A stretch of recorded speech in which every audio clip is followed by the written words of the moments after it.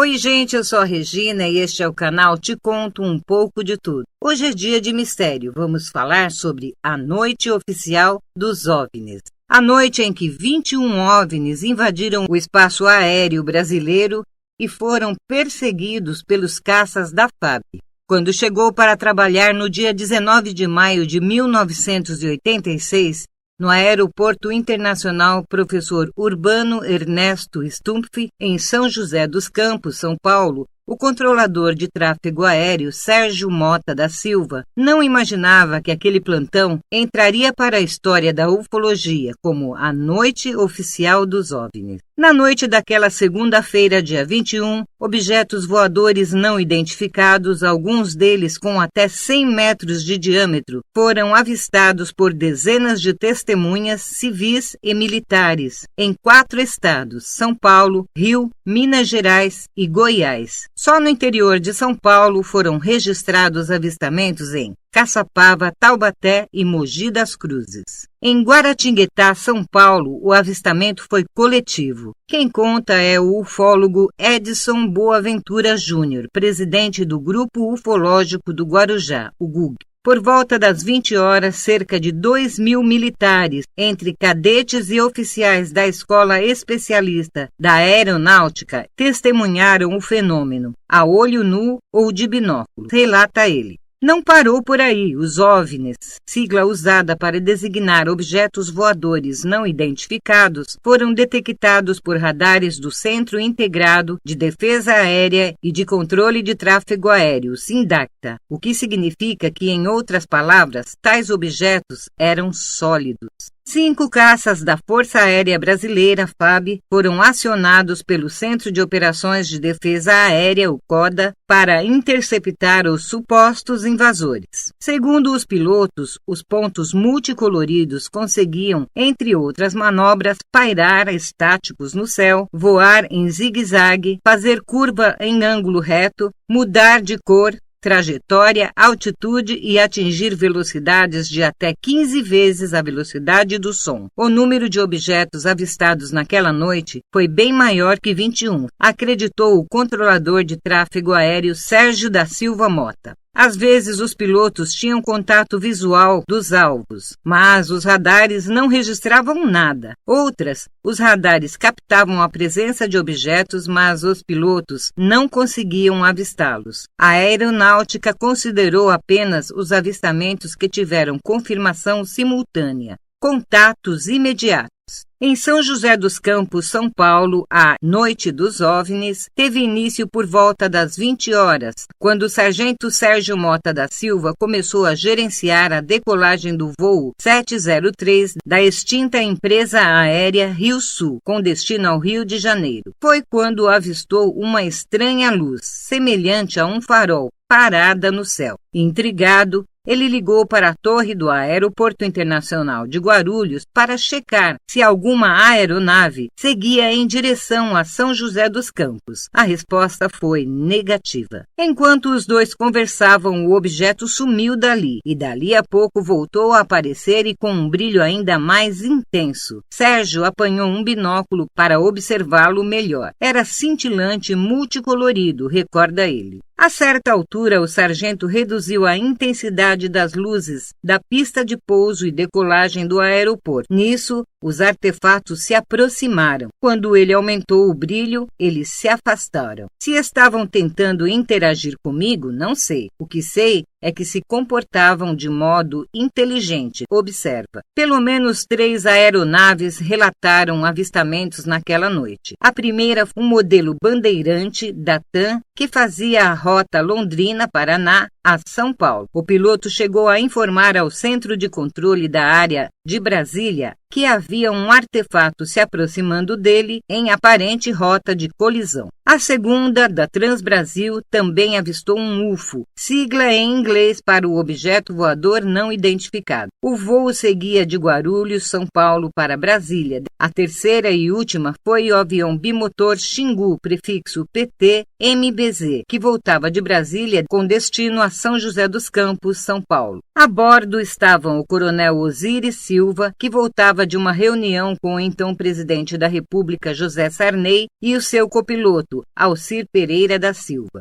Às 21h04, Sérgio fez contato com o piloto do bimotor. Perguntou se ele havia avistado, entre aspas, algo esquisito no ar. Pelo radar, o controlador tinha detectado 3 UFOs sobre São José dos Campos. Quando avisou que tentaria fazer uma manobra de aproximação do alvo, descrito como ponto luminoso e bem enorme, Osíris ouviu de Alcir visivelmente apavorado. Todo mundo que tenta perseguir um negócio desses acaba desaparecendo, sabia? Dessa vez, quem desapareceu, para alívio do copiloto, foi a luz misteriosa, assim que o piloto começou a manobrar a aeronave. No dia seguinte, Osíris Silva tomou posse como novo presidente da Petrobras. Na coletiva de imprensa, nenhum jornalista lembrou de perguntar algo sobre petróleo. Todos queriam saber apenas sobre os discos voadores.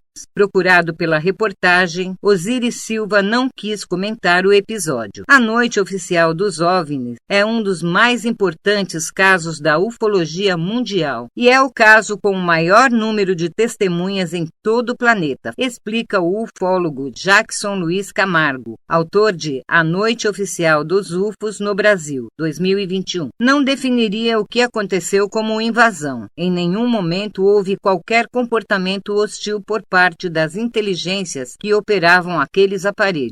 A verdade está lá fora. Quem também estava de plantão naquela noite era o repórter fotógrafo Adenir Brito. Por volta das 21h, ele atendeu uma ligação da redação do extinto Vale Paraibano. Tem um disco voador sobre o jornal, disse uma voz masculina. Brito imaginou que fosse um trote, mas, na dúvida, ele e a repórter Yara de Carvalho resolveram investigar. No pátio do jornal avistaram luzes multicoloridas que se movimentavam em todas as direções. Munido de uma Nikon com lente teleobjetiva de 500 mm, tirou algumas fotografias. Entre surpreso e emocionado, registrei aquele momento. Nunca mais avistei nada igual. Aquela aparição jamais será apagada da minha memória, diz Brito. Um mês depois, 2 oficiais do Centro Técnico Aeroespacial, acompanhados do ufólogo americano James J. Hurtak, compareceram à redação e pediram ao editor-chefe os negativos das fotos. O material seria analisado pela NASA, a Agência Espacial Norte-Americana. 36 anos depois, nunca foi devolvido. A que conclusão eu cheguei? Bem, acredito que aqueles objetos fossem mesmo do espaço sideral e, ao meu ver, estavam monitorando instalações militares e industriais do Brasil, observa Hurtak. O risco de um desastre aéreo era iminente. Os tais objetos, além de intensa luminosidade, eram capazes de manobras impossíveis para qualquer aeronave. Para agravar a situação, sobrevoavam instalações estratégicas para a defesa aérea, como o Instituto Nacional de Pesquisas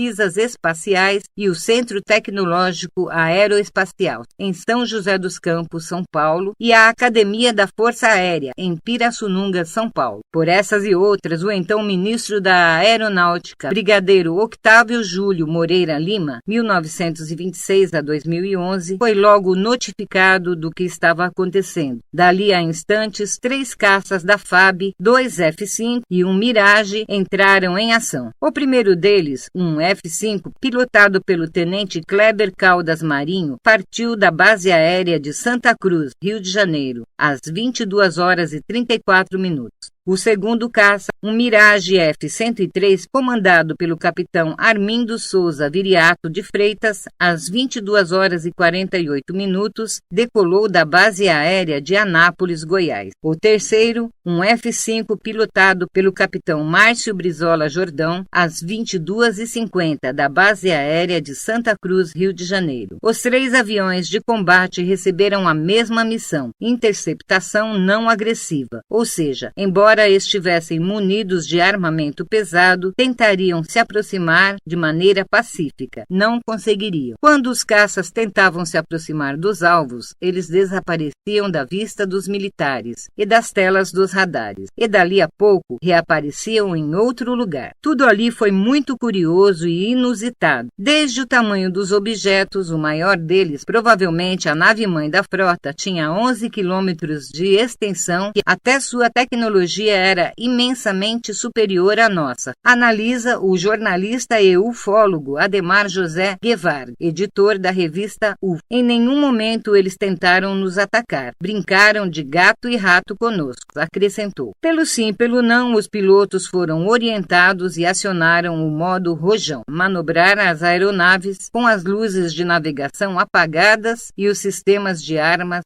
ativados. Ao longo dos anos, tive a oportunidade de entrevistar militares de alta patente que, entre outras coisas, me disseram: no Brasil não se atira em UFO, porque não representa ameaça, e não sabemos como eles reagiriam se fossem atacados, relata o ufólogo Marco Antônio Petit. Ao contrário do que é divulgado oficialmente, eles sabem muito bem com quem estão lidando, disse ele, além da velocidade do som. Um dos operadores do Centro de Operações Militares chegou a cogitar a hipótese de que os artefatos observados pelo tenente-marinho eram aeronaves de espionagem. Em relatório, o piloto solicitou que fosse averiguado se havia algum porta-avião de bandeira estrangeira no litoral brasileiro. Nada foi encontrado. O capitão Jordão realizava buscas visuais na região de São José dos Campos quando, às 22 horas e 59 minutos, foi informado pelo controlador de voo, o sargento Nelson, que havia numerosos tráfegos às 6 horas de sua aeronave. No linguajar militar, significa que os alvos voavam atrás dele. O piloto realizou manobra de 180 graus na tentativa de visualizar seus perseguidores, mas não conseguiu avistar nada. Segundo as imagens do radar, 13 UFOs, 7 de um lado e 6 do outro, escoltavam o F-5 do capitão Jordão. A cerca de 800 quilômetros dali, em Goiás, o capitão Viriato continuava a sua missão de interceptação. Às 23 horas e 9 minutos, surgiu um sinal não identificado, a 22 quilômetros de distância, em seu radar de bordo. Imediatamente, o piloto enquadrou seu alvo e se aproximou para disparar contra o suposto inimigo. Logo, o Mirage do capitão Viriato atingiu a velocidade de Mach 1.3, algo em torno de 1.600 quilômetros horários. Quando estava a 9 quilômetros do alvo, algo impensável aconteceu. O artefato acelerou de maneira brusca. Pelos cálculos do piloto, chegou a inacreditáveis Mach 15,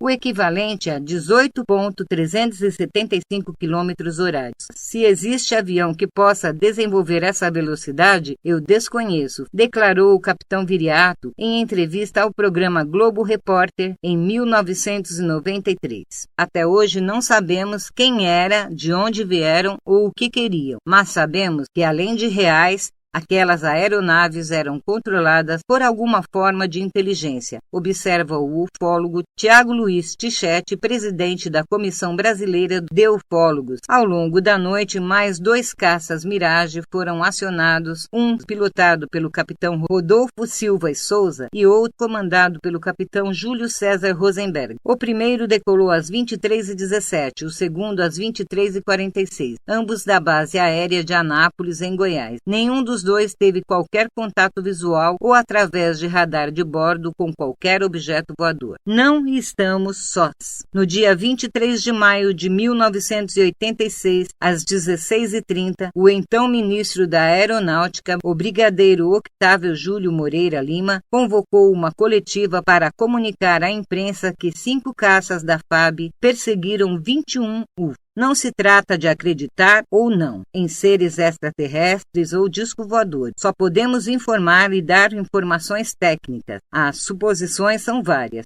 Tecnicamente, diria aos senhores que não temos explicação. Fecha aspas, declarou à época. E este foi o Mistério de hoje. Eu sou Regina Heringer. O canal é Te Conto um Pouco de Tudo. Eu volto na próxima playlist.